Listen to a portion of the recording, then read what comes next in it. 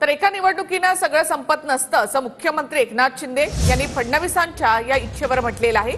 सर्वांनी एकत्र काम केल्यामुळेच यश अपयशाची जबाबदारी सुद्धा सामूहिक आहे असं मुख्यमंत्री एकनाथ शिंदे यांनी म्हटलंय। तर फडणवीसांनी बाहेरून नाही तर सरकारमध्ये राहून मदत करावी असं बावनकुळेंनी म्हटलं आहे। फडणवीसांसोबत सर्वांनी चर्चा केली आणि आमचा निर्णय फडणवीस मान्य करतील असं बावनकुळे म्हणाले।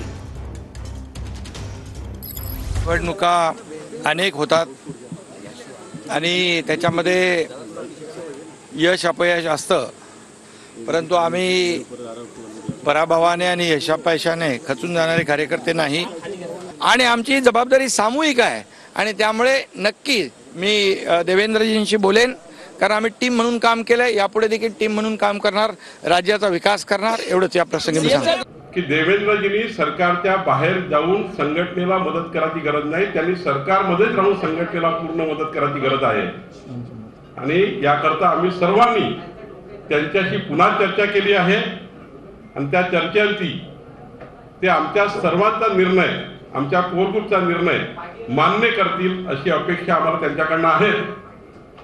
खरंच आहे की थोडासा निकाल कमी आल्यामुळं आमच्या सर्वांना दुःख आहे।